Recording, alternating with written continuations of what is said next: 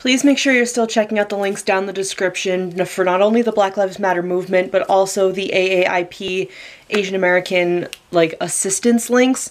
I don't have any recent news. Unfortunately, this video is also being filmed a little bit earlier than when it's going to come out, so I might be entirely out of the loop on anything that's going on recently, like when this video goes out, but please keep checking out those links, because those are going to be the links that we need to use to help out those communities, but also get more information on how we can help those communities. Hello Friendzies, welcome back to my channel. Today, I don't know, I'm just in the mood to talk, which isn't that all of my videos. Anyway, I'm just in the mood to talk, and I thought it would be really kind of cute and fun to talk about my Animal Crossing love story and my history with Animal Crossing. And I know I've said it in other videos. I can't honestly remember because I don't watch my videos a lot after I post them. Is that weird? I probably mentioned it in my Animal Crossing and ColourPop collab video, but I'm definitely still doing a video about Animal Crossing lore. I think that's not gonna come out until June. I think it's when it's written in my planner. I might do it as a bonus video on a Saturday at some point, but if not, it's gonna be out sometime in June, just because there's other videos in the works. I can change that whenever I want. I don't know why I have to specifically schedule it. It helps my brain, that's why I specifically schedule it. Anyway, I want to talk about my Animal Crossing love story because it means everything to me. Animal Crossing is a comfort game to me. The fact that a lot of people, including the majority of my friend group, even friends that aren't super into video games, have been able to get a hold of New Horizons and play it. It's that dopamine rush. It makes the serotonin light up in my brain. I do plan, when it's safe to and when I have the money to invest in it, get a Animal Crossing tattoo here on my forearm. I'm going to get a peach in the style of Animal Crossing, but my friend's artistic view of it, or artistic version of it. So that tells you something, doesn't it? And it's gonna go with other video game tattoos, like my Triforce and other games that mean a lot to me. So yeah, let's talk about Animal Crossing and why it's my life and what, my history with it is. So the reason I got into Animal Crossing is because, oh god, 7th, 8th grade, I had this one friend who kind of, it's friends of friends, especially in middle school. I had one friend that got me involved with another friend, and we went over to her house one time, and we were playing Animal Crossing. We had a sleepover, and we were playing Animal Crossing, and she had the booklet for it, too. This was City Folk, specifically City Folk. Oh my god, if you played City Folk, remember back in the day when doing literally anything was so fucking difficult, and now we can do pretty much anything so easily? Freaking Pocket Camp, it tells you when to tap to catch the fish. Can you believe it? We've come so far. We were playing City Folk, and the girl had specifically the villager Kabuki, which I will put a picture of him right here. I have been in love with this cat man my entire life. If you want to call me a furry, call me a fucking furry. I don't care. I love this cat man.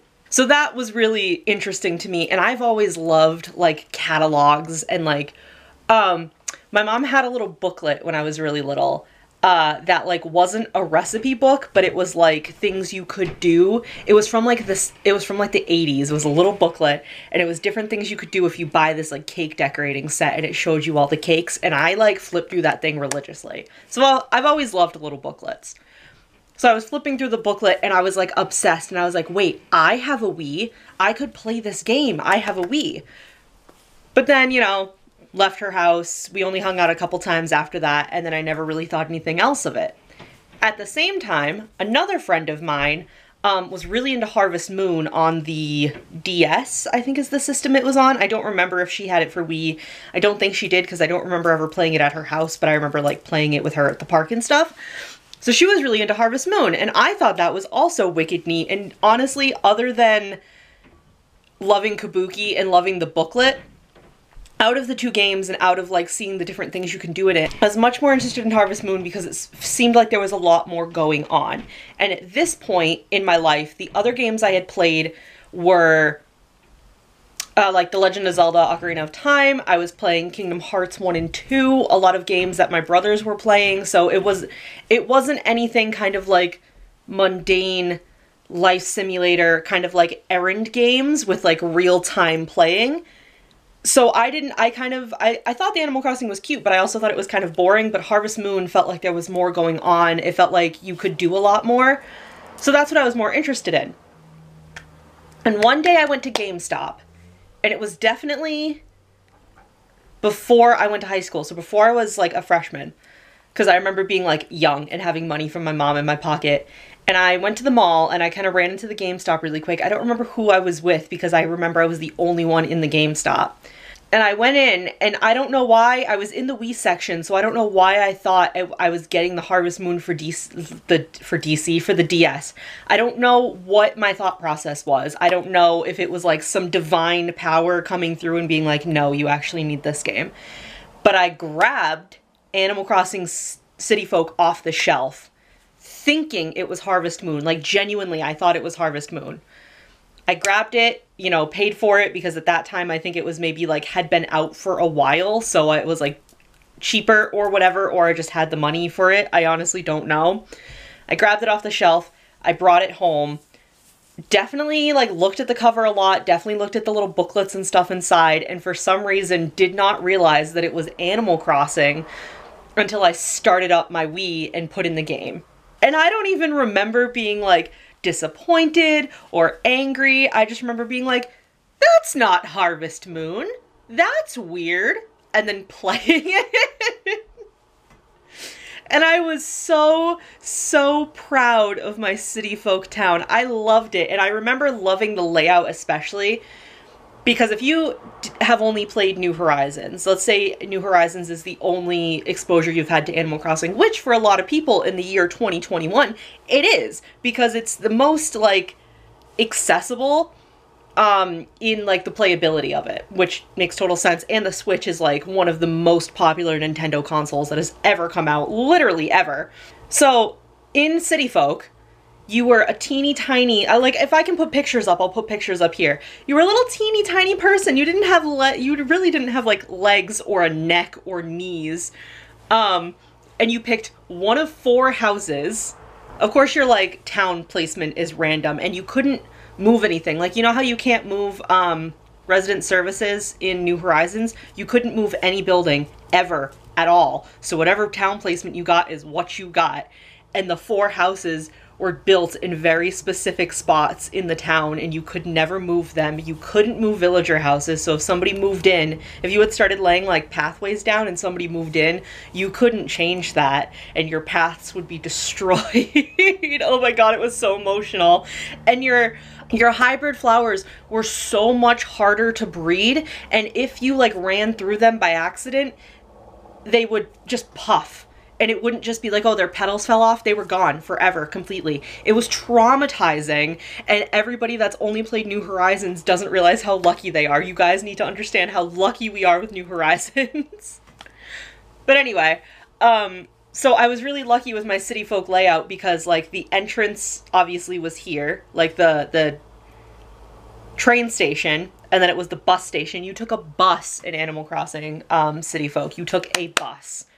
The train has always been involved, and fun fact, New Horizons is the first Animal Crossing game that does not involve you coming to town on a train. Isn't that fucking wild? In, like, all of Animal Crossing history, it is the first game that does not involve you coming to town on a train or a bus. No, because there was still a train in City Folk. I think you come to town on a bus, but there is still a train that you can take, so, but yeah, it was the entrance, it was the bus station, and then I had Nook's Cranny, like, over here in the upper part of my town. I had Able Sisters, like, not far from that. I think it was, like, kind of diagonal, a little bit down. And then I had the museum on the upper layer of, like, my, like, the second layer of my land. And it was, like, right at the edge of kind of, like, a cliff. So it was cool because it gave you kind of, like, the illusion that, like, you could stand on the edge of the cliff, look out on the rest of the town and the ocean, or, you know, turn around and go to the museum. So I really liked that. And then my house, the one that I picked, was, like, if the museum was here, I was over here. And I really liked it. I really enjoyed it. I lied. Able Sisters was down by the water. I lied to you. It was down by the water. But I don't know, I really, really loved it. That was the game that I did Project Bow in. I will put the card up for that video right over here. That's the video game that Project Bow was like a big thing of. I know they offered it again in New Leaf, but I was part of the City Folk, like, part of it. That's the time I participated. And it was so cute. Things were so hard. Comparatively, like, to get a golden axe, there's different things in each game on how you get golden tools. For the most part, they're pretty much the same. But in New Horizons, if you didn't know, to get a golden axe, you have to complete one of like the Nook Miles things where you cut down a certain amount of trees or something. It's one of those. Or it's the one where you build your own tools. I almost said weapons. Weapons in Animal Crossing. Battle Royale! You have to build a certain amount of tools. It's one of those two to get the golden axe. But in City Folk, to get the golden axe, you had a fountain. Like, it was your bus station and then your fountain was like here. You had a fountain and you had to do like a very specific thing at like a very specific date, and you had to throw silver axes into the fountain, and silver axes were not easy to get. And I believe she was a fox. She was a white fox, like dressed like an angel, and her name was Serena. And if it was like a very specific thing and you've accomplished a very specific other thing leading to this, she would give you a golden axe, and then she would yell at you for throwing axes into the fountain. I almost said pond. To get different shoe colors, because obviously everybody comes in kind of like with the same shoe sock combo. You kind of got your default outfits in New Horizons. That happens in all Animal Crossing games. To get specific shoes, you had to go to the city, and you basically, like, because they still had like custom designs that you could wear in City Folk and everything. But like, let's say you wanted white shoes to go with this dress that you just put on. You had to go to Kix in the city, because shoes were not sold separately. You had to go to Kix in the city, and you basically had to have like your hair and all your accessories white as well to get the white shoes. And it was so difficult to try to coordinate. It was just, the thing is, I'm complaining and saying a lot of things are really difficult, but at the same time, it's like, I like that things were more difficult at the time and that I never accomplished them, because now other people and like young kids and people that want a game to distract themselves from things like quarantine and the global panorama, the Animal Crossing now is so laid back, and that's just it. You have certain goals that you can accomplish if you choose to accomplish them, which is great and fantastic, but at the same time, it's not anything that frustrates you. And I know there's kind of the whole discussion on New Horizons about, you know, people get so frustrated because their island's not like 100% perfect and all that. That's different. It, like, to get golden tools, it's not as horrifically difficult to get those golden tools, and it gives you like a sense of accomplishment. It's not as hard to complete your Critterpedia as it used to be. There's just, it's not as hard to accessorize and make your character look exactly how you want them to look as it used to be. Red's guide, I don't know if you guys do it when Red comes to visit, but his guides are so much easier, because the only resources I had back then to try to make sure I got the right things for Red was that booklet that I had. And the thing is, it doesn't really show you what the differences are between the fakes and real arts, so it's like amazing that there's whole articles where it shows you like what to look for on the arts and the statues. It just, City Folk was a lot. And I love it. And that was my first Animal Crossing game that I played. It is not the first Animal Crossing game that was out. I don't remember what the exact Animal Crossing one, like the very first one, but Wild World was out on the GameCube before City Folk out on the Wii. I don't know. I loved City Folk. And then when New Leaf came out, obviously that was very exciting. And that was a bit different because you were the mayor. And I'm not going to get into too much to the mayor because I want to kind of save it for my Animal Crossing lore video. But you got to be the mayor, and that was so exciting because you got to make certain decisions and you got to start like putting stuff outside. Not the same thing as New Horizons. It was very specific items, and it was very specific like rules on how the items were going to go out. But that was fun because that was like a huge step. We got Brewster's Cafe, which I'm so mad we don't have Brewster in New Horizons yet. I'm gonna say yet because I'm really holding out for Brewster, but we got Brewster's Cafe, and we got a little town that obviously wasn't as big as City Folk, but you have to remember in City Folk that there was already a mayor, and the city was already established, and there was already, like, I guess an economy? There was already kind of an economy going on where in New Leaf, you were the mayor and it was your job to like build these businesses up, which I thought was so neat. I thought that was such like a fun, cool way of doing it. Like anybody that wanted to move into one of the empty buildings in this little town had to come to you and like, you know, get the regulations and everything. And New Leaf was the first time we got Isabelle. Isabelle had never been in an Animal Crossing game until New Leaf, so that was extremely exciting because Isabelle is an absolute icon now, and she's honestly, other than, you know, the older Animal Crossing players that have, you know, played all the other games and this and that, she is more iconic than the other ladies that were in Town Hall before her. All my love to Pelly and Phyllis, but she's more iconic, she's more marketable, and she is genuinely an icon, and I love Isabelle. And we got the, like, Vacation Island, which was very exciting as well. You could go, you could take a little boat, and it was the same guy who drove the bus in City Folk. You could take a little boat off your little dock and go visit the Vacation Island, where you could play mini games and, like, do, like, the rare bug hunting, like the bugs that only come out at, like, 9 p.m. to 4 a.m. in the summer. You could go to the Vacation Island and get those because it was always summer on the Vacation Island. And that was fantastic. I'm one of those Animal Crossing players that does play every single day. I don't understand the like discourse and the drama about time traveling because I like to play every single day. Realistically, sometimes I cannot, so I always just go into my system, and if I wasn't able to play like yesterday, for example, I'll just go into my game system, change it back to Friday, play Friday, go to my system, change it to today, and then play today on Saturday. Like, you know what I mean? I don't understand the whole discourse about that. Like, it doesn't fucking matter because it's your game. I don't know. I don't get it.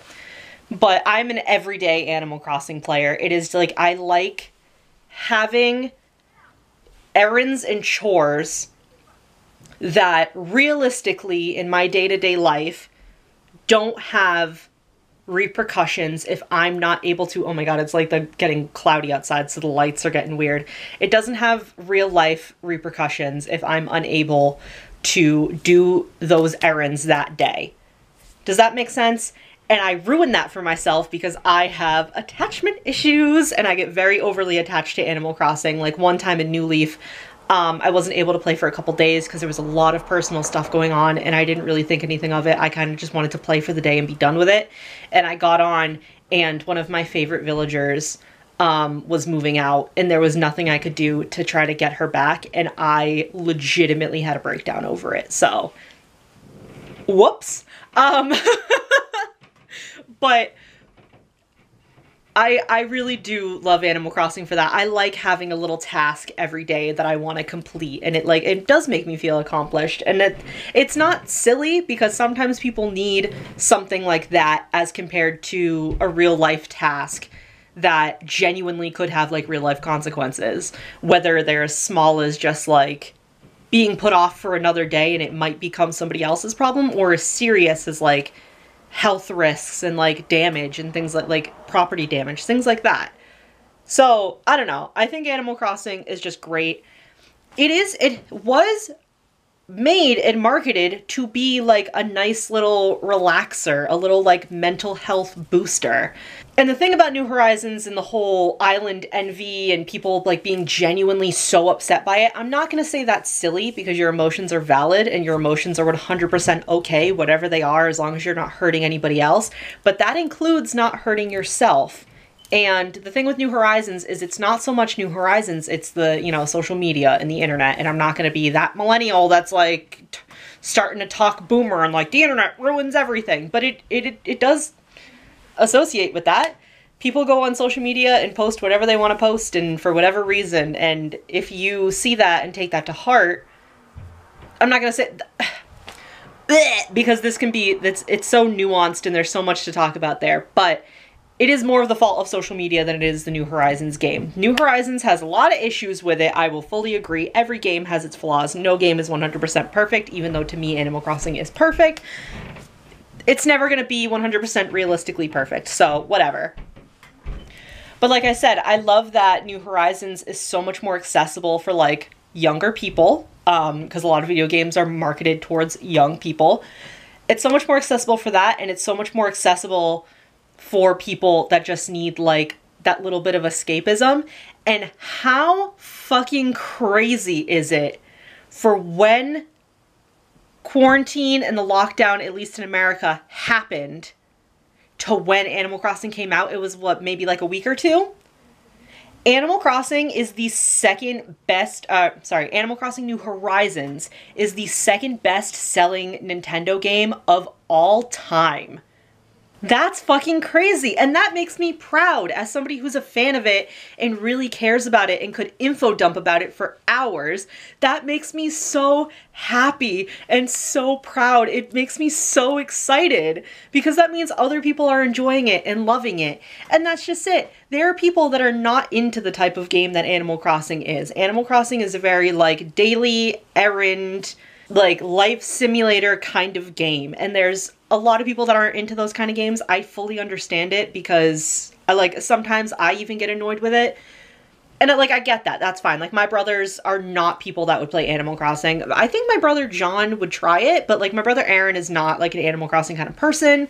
He likes, you know, more games that are more action-packed in whatever way that is, whether it's like through dynamic storytelling or just like games like Black Ops. You know what I mean? Like, he's not an Animal Crossing type person, but a lot of people that aren't usually the kind of person that would play Animal Crossing are playing it and finding ways to like make it fun. And especially in the sense of quarantine with the online play and everything, how fucking cool and like genuinely heartwarming is it that a lot of us aren't able to, you know, like most of us aren't able to see people we love and care about, but all we have to do is shoot a text and be like, hey, do you want to come over to my island? We can FaceTime and catch fish together. And then that's what you do for the next couple hours. And it's not the same as hanging out in person, but it's really sweet because it's the closest thing you can get and it makes you kind of feel like they're there. I really love Animal Crossing, man. I'm like getting emotional. I can feel myself tearing up. I fucking love Animal Crossing, man. It means the absolute world to me. I cannot wait to get my peach tattoo at some point.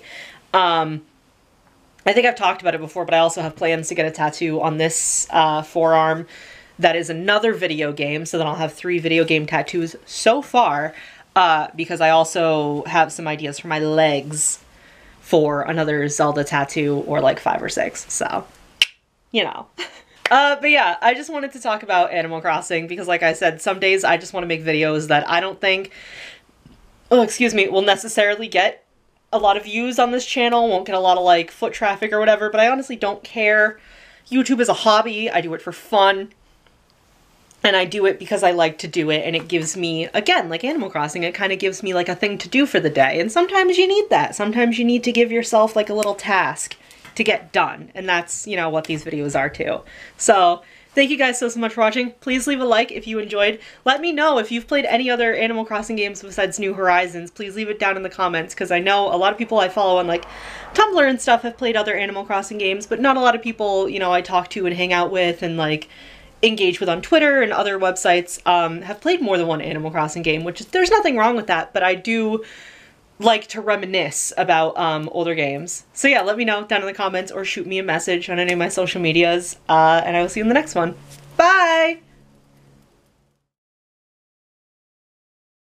I really said I'm gonna make a video about Animal Crossing and dressed myself up like my villager.